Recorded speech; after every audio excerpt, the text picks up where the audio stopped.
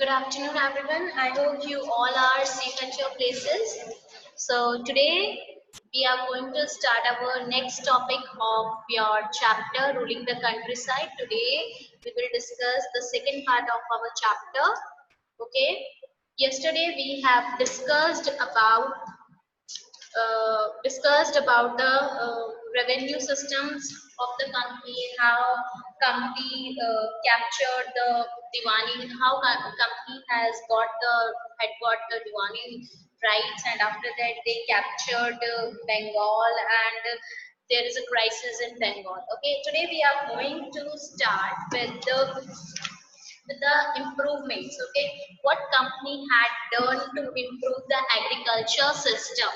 Okay, because आप सबको पता है बंगाल में क्राइसिस हो गए थे, इकोनॉमी बहुत ज्यादा खराब हो गई थी, रुइन हो गई थी। ठीक है, इससे अब कंपनी को भी तो लॉस होगा। अगर पीजेंट्स के पास, अगर किसी के पास पैसे ही नहीं होंगे तो पैसे ही नहीं होंगे तो कंपनी को वो रेवेन्यू कैसे देंगे, टैक्सेस कैसे देंगे। सो कंपनी ने क्या किया अपने रेवेन्यू सिस्टम को सही करने के लिए। Most company officials began to feel that investment in land had to be encouraged and agriculture had to be improved. बहुत से कंपनी ऑफिशियल्स को लगा कि अगर हम इन्वेस्टमेंट्स अगर यहाँ के लोग लैंड में इन्वेस्ट करेंगे, ठीक है, अपनी लैंड को एग्रीकल्चर के लिए देंगे तो हमारा जो एग्रीकल्चर सिस्टम है वो इम्प्रूव होगा। Okay, so what they have done, so company officials ने एग्रीकल्चर को इनकरेज करने के लिए, एग्रीकल्चर कंडीशन को इम्प्रूव करने के लिए क्या स्टेप्स लिए। ठीक है, how was this to be done? The need to improve agriculture. ठीक है, अगर अब इकोनॉमी रुइन हो चुकी है तो कंपनी को क्या है, अपने रेवेन्यू इनकम कहाँ से आएगी कंपनी के पास। तो कंपनी ने उसके लिए क्या किया, बहुत से सिस्टम्स को चेंज करने की कोशिश की थी। मोस्ट कंपनी ऑफिशियल्स, उनको लगा कि अगर हम इन्वेस्टमेंट करवाएंगे लैंड पे और इंकरेज करेंगे लैंड पे इन्वेस्ट करने के लिए तो इससे एग्रीकल्चर क्या होगा, इम्प्रूव होगा। But how this was to be done? Company introduced the permanent settlement. Now the very important term, company introduced the permanent settlement in 1793. 1793 में कंपनी ने क्या किया, परमानेंट सेटलमेंट को इंट्रोड्यूस किया। Now you will ask me what is permanent settlement और ये क्या था परमानेंट सेटलमेंट। सो 1793 में एक पॉलिसी लेके आई थी परमानेंट सेटलमेंट की कंपनी, और कंपनी ने इंट्रोड्यूस किया। ये किसने इंट्रोड्यूस किया था, कौन से गवर्नर जनरल ने? Lord Cornwallis. आप चार्ल्स कॉर्नवालिस भी बोल सकते हो इसको, लॉर्ड कॉर्नवालिस। जब ये जो अंकल की पिक्चर देख रहे हो आप स्क्रीन में, ये लॉर्ड कॉर्नवालिस है, ये गवर्नर जनरल थे। कब इंट्रोड्यूस किया था उन्होंने permanent settlement? 1793। In the year 1793 Lord Cornwallis ने परमानेंट सेटलमेंट को इंट्रोड्यूस किया था। ये परमानेंट सेटलमेंट था क्या? It was an agreement between the British East India Company and the landlords of Bengal. So what is permanent settlement? It was an agreement between the British East India Company and the landlords of Bengal to settle the land revenue to be raised. क्या था? British east India company और Bengal's के जो landlords थे उनके बीच में एक settlement था, एक अग्रीमेंट था कि हम लैंड रेवेन्यू को कैसे रेज कर सकते हैं, हम लैंड रेवेन्यू को कैसे इंक्रीज कर सकते हैं, एक्सपेंड कैसे कर सकते हैं हम अपने लैंड रेवेन्यू सिस्टम को। इट वाज एन परमानेंट, अगर आपके पास आता है define the term permanent settlement, so you have to write it was an agreement between the British East India Company and the landlords of Bengal to settle the land revenue to be raised. Okay, it was introduced by Lord Cornwallis in the year 1793. Now इस permanent settlement के अंदर आपका था क्या? Company ने क्या policies लेकर आई permanent settlement के अंदर, देखते हैं। Permanent settlement, permanent settlement. The Rajas and Talukdars were recognized as zamindars. Now permanent settlement के अंदर जितने भी राजा थे और तलुकदार्स थे, तलुकदार्स मतलब जो कोई एक चीफ समझ सकते हो, ठीक है, मंत्री समझ सकते हो, जो इनको क्या बना दिया गया, इनको बना दिया गया जमींदार। इनको बोला गया कि अब आप जमींदार हो। They were asked to collect rent from the peasants and pay revenue to the company. इन्होंने कहा, इन्होंने बोला कि आप पीजेंट से, फार्मर्स से क्या करोगे, रेवेन्यू कलेक्ट करोगे, रेंट कलेक्ट करोगे और कंपनी को रेवेन्यू दोगे अंडर द परमानेंट सेटलमेंट, ठीक है। The amount to be paid was fixed permanently. From the term itself, you are able to understand what is the meaning of permanent, की जो हमेशा fixed रहे। तो जो भी amount pay की जाएगी वो हमेशा क्या होगी, fixed होगी, वो change नहीं होगी, not to be increased ever in the future. Future में कभी increase नहीं होगी, ठीक है। परमानेंट सेटलमेंट में क्या हुआ था, राजा और तलुकदार को जमींदार बना दिया गया था। कहाँ के राजा और तलुकदार, बंगाल के। They were asked to collect rent. उन्होंने बोला कि आप पीजेंट से, राजा को और तलुकदार को बोला कि आप पीजेंट से क्या करेंगे, रेंट कलेक्ट करेंगे और आप कंपनी को टैक्स पे करेंगे, रेवेन्यू पे करेंगे। जो भी आप अमाउंट पे करोगे वो फिक्स्ड होगी। The amount to be paid was fixed, right, not to be increased ever in the future. हम फ्यूचर में इसको इंक्रीज नहीं करेंगे। It was felt that this would ensure a regular flow of revenue into the company's coffers and at the same time encourage the zamindars to invest in improving the land. Now, company ने सोचा था, permanent settlement को लाने से पहले company ने सोचा था कि अगर हम परमानेंट सेटलमेंट को पॉलिसी को लागू कर देंगे तो इससे एक रेगुलर फ्लो रहेगा रेवेन्यू का, ठीक है। अगर हम इंक्रीज नहीं कर रहे हैं तो लोग क्या सोचेंगे कि हमारा तो फिक्स्ड है, हमें इतना ही रेवेन्यू पे करना है, तो कंपनी ने सोचा इससे रेगुलर फ्लो रहेगा, लोग मना नहीं करेंगे टैक्स पे करने के लिए, और इससे कंपनी के कॉफर्स, अब कॉफर्स आप बोलोगे मैम कॉफर्स क्या होता है, जो तिजोरी होती है, ठीक है, एक बॉक्स होता है जिसमें आप पैसे रखते हैं। तो ये यहाँ पे बोलने का तरीका है कि कंपनी के पास पैसा आता रहेगा, कंपनी की तिजोरी में पैसा आता रहेगा। And at the same time encourage the zamindars to invest in improving the land. और इससे जमींदार्स भी क्या करेंगे, जमींदार्स को भी हम encourage कर पाएंगे कि आप लैंड्स में और ज्यादा इन्वेस्ट करो। क्यों, अगर परमानेंटली अगर रेवेन्यू आता जा रहा है, ठीक है, रेवेन्यू अगर पीजेंट्स रेवेन्यू पे करते रहेंगे, अगर वो फिक्स रहेगा तो जमींदार्स को भी लगेगा कि हमारे पास तो रेवेन्यू आ रहा है, ठीक है, तो वो भी क्या करेंगे, उसको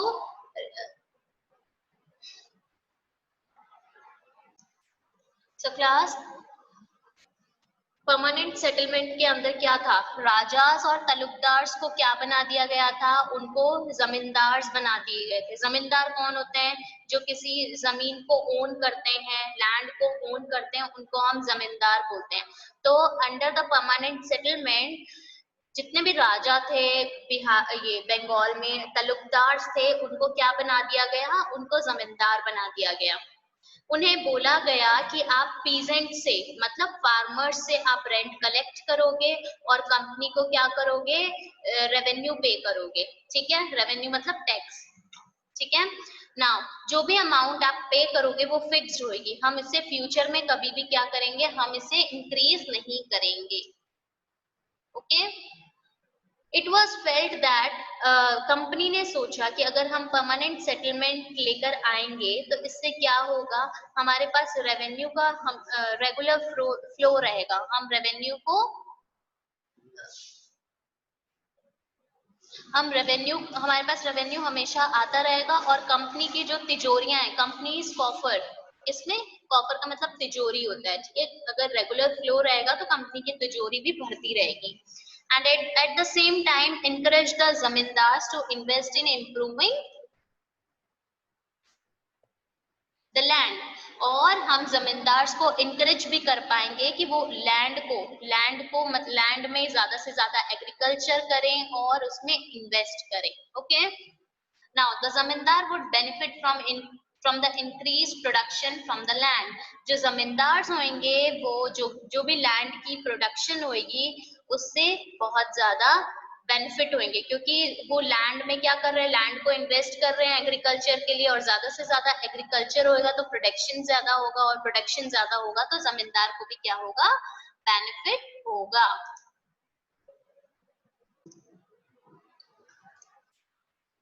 now the permanent settlement problems. अब परमानेंट सेटलमेंट के कुछ प्रॉब्लम्स भी थी.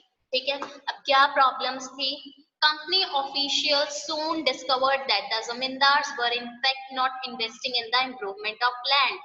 कंपनी ऑफिशियल्स को बहुत ज्यादा ये पता चल गया था कि जमींदार जो हैं लैंड को इम्प्रूव करने में हेल्प नहीं कर रहे हैं, उसमें इन्वेस्ट नहीं कर रहे हैं. ठीक है, जमींदार जो है एग्रीकल्चर के लिए हमें अब लैंड देने के लिए ज्यादा इन्वेस्ट नहीं कर रहे हैं, ज्यादा लैंड नहीं दे रहे हैं. The revenue that had been fixed was so high that the zamindars found it difficult to pay. जो भी रेवेन्यू कंपनी ने फिक्स किया था वो बहुत ज्यादा हाई था, तो और जमींदार जो थे उनको वो रेवेन्यू पे करने में बहुत ज्यादा डिफिकल्टी हो रही थी. ठीक है, ये प्रॉब्लम्स थी कि पहले तो कंपनी को लगा कि वो इन्वेस्ट नहीं कर रहे हैं, फिर उन्होंने देखा कि जो रेवेन्यू हमने फिक्स किया है वो बहुत ज्यादा क्या है, बहुत ज्यादा हाई है, जिससे कि पे करने में बहुत ज्यादा डिफिकल्टी हो रही है. Anyone who failed to pay the revenue lost his zamindari.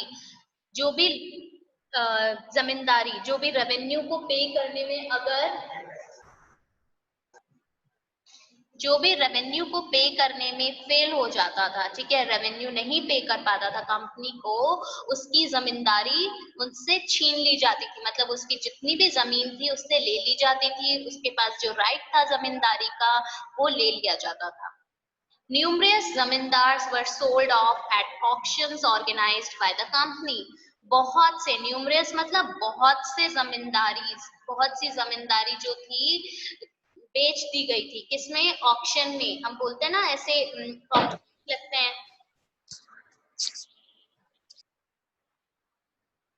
Auction, जो कंपनी ऑक्शंस ऑर्गेनाइज करती थी, ठीक है, उसमें क्या होता था, जमींदारी सिस्टम को सोल्ड ऑफ कर दिया गया था. तो क्या प्रॉब्लम्स हमने देखी थी? हमने प्रॉब्लम्स देखी कि जो कंपनी ऑफिशियल्स ने देखा कि जो जमींदार हैं इन्वेस्ट नहीं कर रहे हैं, ठीक है, लैंड को इम्प्रूव करने के लिए. फिर उन्होंने देखा जो रेवेन्यू है वो बहुत ज्यादा हाई है, इस वजह से जमींदार को बहुत मुश्किल हो रही है पे करने में, रेवेन्यू पे करने में. और थर्ड प्रॉब्लम क्या थी कि जो भी रेवेन्यू पे नहीं करता था उससे जमींदारी सिस्टम क्या है, ले लिया जाता था, जमींदारी का जो राइट था वो छीन लिया जाता था. ठीक है. फोर्थ, बहुत सी जमींदारी जो है कंपनी ऑक्शन ऑर्गेनाइज करती थी, मतलब पब्लिक सेल ऑर्गेनाइज करती थी. ठीक है, नीलाम करती थी. नीलाम वर्ड सुना होगा, नीलामी लगाती थी कंपनी, जिससे कि क्या होती थी कि बहुत सी जमींदारी सिस्टम उसमें बेच दिए जाते थे. Okay, so these were some of the problems of the permanent settlement and this is all about permanent settlement. Now the situation changed. The prices in the market rose and cultivation slowly expanded. अब situation क्या हो रही थी? Change हो रही थी. Price क्या हो रहा था? अब permanent settlement के वजह से market में जो prices हैं वो भी बहुत ज्यादा rise हो रही थी. ठीक है. Cultivation क्या हो रहा था?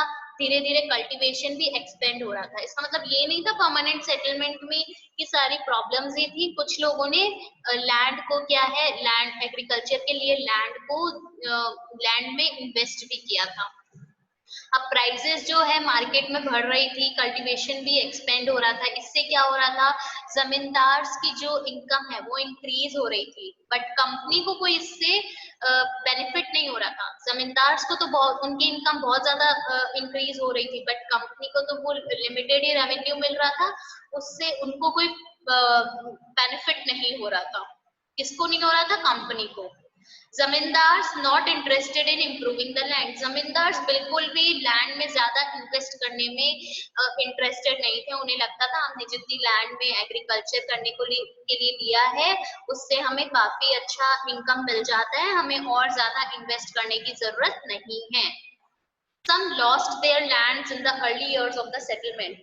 ठीक है, कुछ लोगों की लैंड्स भी जो है उनसे छीन ली गई थी क्योंकि वो रेवेन्यू पे नहीं कर रहे थे, बट कुछ लोगों के जो इनकम है वो इंक्रीज भी हुई थी। ठीक है, कुछ जमींदार्स की। Others now saw the possibility of earning without the trouble and risk of investment. कुछ लोगों को लग रहा था कि हम बहुत अच्छा अर्न कर सकते हैं without the trouble and risk of investment. बिना किसी प्रॉब्लम के, बिना कोई रिस्क के, इन्वेस्टमेंट बिना कोई इन्वेस्टमेंट के रिस्क के हम क्या कर सकते हैं, अर्निंग कर सकते हैं। Now zamindars give the land to tenants and get rent. Zamindars क्या करते थे, अब टेनेंट्स को, टेनेंट्स कौन होते हैं, ऐसे लोग जो रेंट पे लेके काम करते हैं, खेती बाड़ी करते हैं, उसको हम टेनेंट्स बोलते हैं। जमींदार्स टेनेंट्स को लैंड दे देते थे और उनसे रेंट लेते थे। ठीक है, नाउ बट विलेजेस में क्या हुआ था, the cultivator found the system extremely oppressive. जो कल्टिवेटर होता था, कल्टिवेटर मतलब जो आप बोल सकते हो जो लैंड में काम करता था, जो क्रॉप्स ग्रो करता था, क्रॉप्स हटाता था, उसको ये सिस्टम बहुत ही ज्यादा ऑप्रेसिव लगा, बहुत ही बुरा लगा। The rent he paid to the zamindar was high and his right on the land was insecure. जो रेंट वो जमींदार को पे करता था वो इतना ज्यादा था और उसका जो राइट था लैंड पे वो भी इनसिक्योर था, उस पे उसकी कोई सिक्योरिटी नहीं थी। ठीक है, to pay the rent he had to often take a loan from the moneylender, and when he failed to pay the rent he was evicted from the land he had cultivated for generations. उसे बहुत बार rent पे करने के लिए loan लेना पड़ता था। किससे लोन लेना पड़ता था, मनी लेंडर से, मनी लेंडर से लोन लेना पड़ता था। और कभी कभी क्या होता था, जब वो रेंट पे नहीं कर पाता था तो इसको बहुत बार उसी के लैंड से, काफी टाइम से जो जिस लैंड को वो कल्टीवेट कर रहा था उसी लैंड से उसको हटा दिया जाता था। तो ये कुछ प्रॉब्लम्स थी जो विलेजेस में देखी गई थी परमानेंट सेटलमेंट की। ठीक है, now next, a new system is devised. ठीक है, एक नया सिस्टम डिवाइज हुआ, नया सिस्टम आया। क्या नाम था उस सिस्टम का, महलवाड़ी सेटलमेंट। क्या सिस्टम था, Mahalwari settlement. In the north western provinces of the Bengal presidency. आज के टाइम का कुछ एरिया जो उत्तर प्रदेश का है, north western provinces, Bengal presidency में नॉर्थ वेस्टर्न प्रोविंसेस में क्या हुआ था, एक इंग्लिशमैन हॉल्ट मैकेंजी, जो पिक्चर आप देख रहे हो अंकल की वो कौन है, हॉल्ट मैकेंजी है। हॉल्ट मैकेंजी ने एक नया सिस्टम डिवाइस किया, इंट्रोड्यूस किया। डिवाइस का मतलब होता है इंट्रोड्यूस करना, इंट्रोड्यूस किया। ठीक है, कब इंट्रोड्यूस किया था, 1822 में इंट्रोड्यूस किया था। अब परमानेंट सेटलमेंट आपका कब इंट्रोड्यूस हुआ था, परमानेंट सेटलमेंट हुआ था 1793 में। महलवाड़ी सिस्टम इंट्रोड्यूस हुआ था 1822 में। ठीक है, किसने किया था महलवाड़ी सिस्टम सेटलमेंट को इंट्रोड्यूस, हॉल्ट मैकेंजी ने। परमानेंट सेटलमेंट को किसने इंट्रोड्यूस किया था, लॉर्ड कॉर्नवालिस ने। He felt that the villages was an important social institution in North Indian society and needed to be preserved. Holt Mackenzie को लगा कि जो ये विलेजेस हैं ये बहुत ही important social institutions हैं नॉर्थ इंडियन सोसाइटी में, सो इसे प्रिजर्व करके रखने की हमें बहुत ज्यादा जरूरी है, इसे हमें अपने कब्जे में लेने की बहुत ज्यादा जरूरी है। What is Mahalwari system. अब आप बोलोगे मैम ये महलवाड़ी सिस्टम क्या है, महलवाड़ी सेटलमेंट क्या था। कलेक्टर्स को अपॉइंट किया गया, वो क्या करते थे, वो विलेजेस जाते थे, गांव गांव घूमते थे, लैंड को इंस्पेक्ट करते थे, मतलब चेक करते थे, मेजर करते थे कि कितनी लैंड है और फिर उसका रिकॉर्ड रखते थे। Recording the customs and rights of different groups, वो देखते थे कि क्या राइट्स है, क्या कस्टम्स है डिफरेंट डिफरेंट ग्रुप्स के। ठीक है, कलेक्टर्स गांव गांव घूमते थे, लैंड को इंस्पेक्ट करते थे, मेजर करते थे और उसका रिकॉर्ड रखते थे। The estimated revenue of each plot within a village was added up to calculate the revenue that each village. महल का मतलब क्या होता है? महल ब्रिटिश रेवेन्यू रिकॉर्ड्स में महल का मतलब है ऐसा रेवेन्यू स्टेट, मतलब ऐसी जगह, ऐसा विलेज जहां से हमें रेवेन्यू मिलता हो। ठीक है, यहाँ पे विलेज को महल बोला है उन्होंने। जो रेवेन्यू था एस्टिमेटेड हर एक प्लॉट के लिए, उन्होंने क्या किया, कैलकुलेट किया और अपने रिकॉर्ड्स में रखे, और हर एक विलेज को उन्होंने बोल दिया कि आपको इतना महल, इतना रेवेन्यू पे करना है। ठीक है, this demand was to be revised periodically, not permanently fixed. देखिए unlike permanent settlement, Mahalwari system में क्या था, जो डिमांड होती थी, जो रेवेन्यू सिस्टम होता था, उसको टाइम टाइम पे क्या किया जाता था, रिवाइज किया जाता था, चेक किया जाता था। वहां पे जो रेवेन्यू सिस्टम था वो परमानेंट नहीं था। ठीक है, The charge of collecting the revenue and paying it to the company was given to the village headman. Village का जो भी headman होता था, उसका charge किसको दिया जाता था? उसका charge village के headman को दिया जाता था कि आपको revenue collect करना है और company को pay करना है। इसकी जिम्मेदारी किसको दे दी गई थी?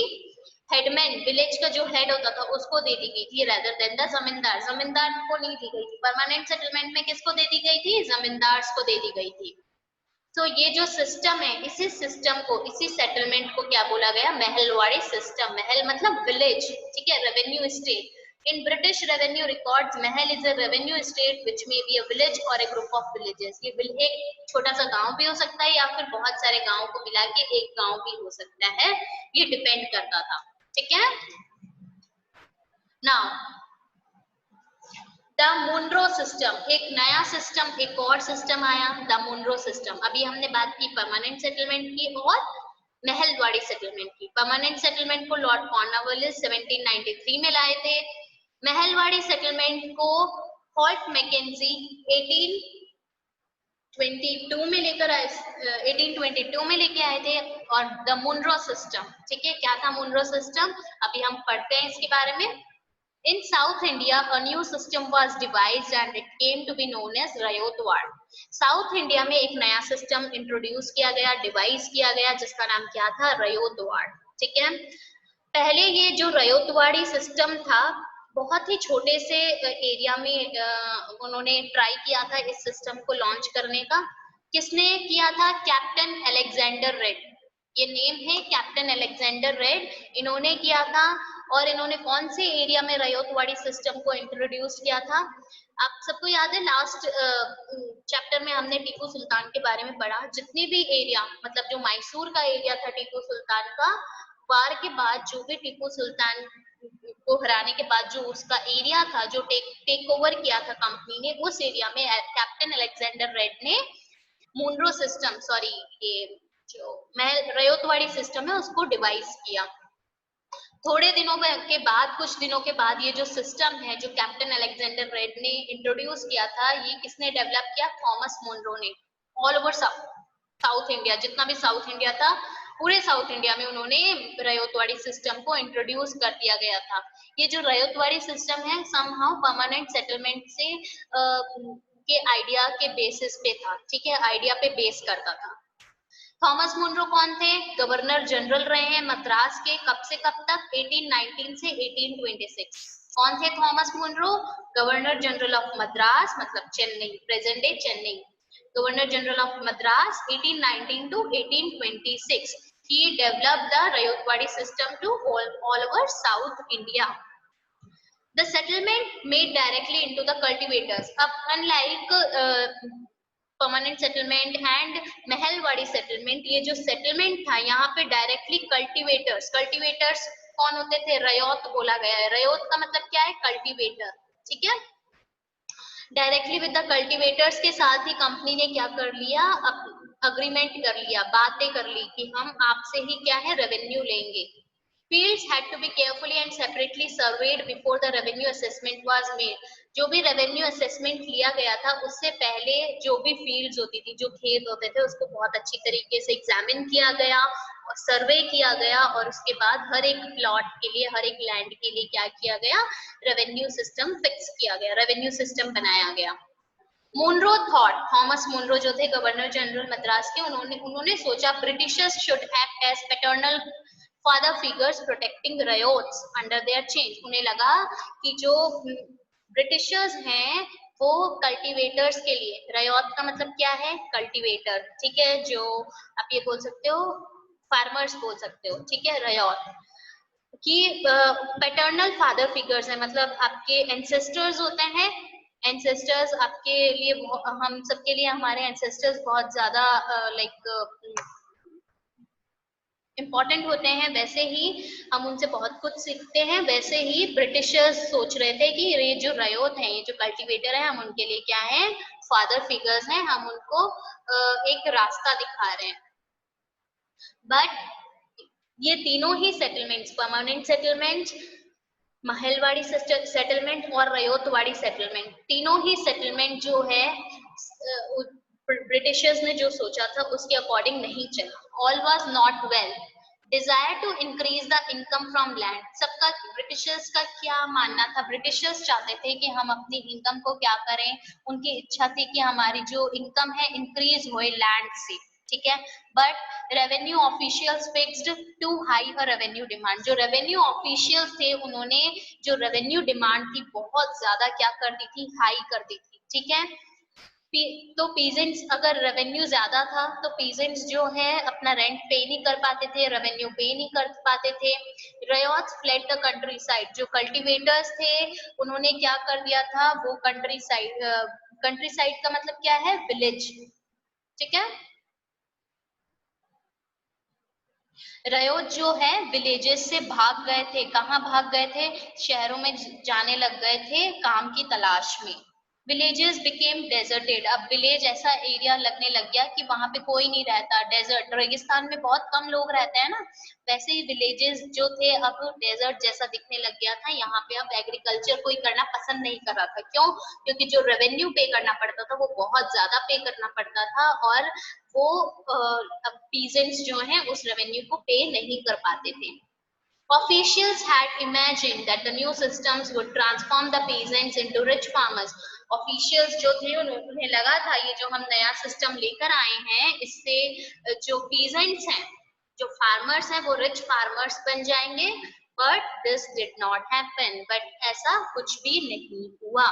So this is all about the improvement of agriculture. Three systems was introduced by different governor generals. Okay, but सारी जिन उन्होंने जैसा सोचा वैसा कुछ भी नहीं हुआ था, ठीक है। Thank you for joining the class, everyone. If you have any doubt, you can ask me.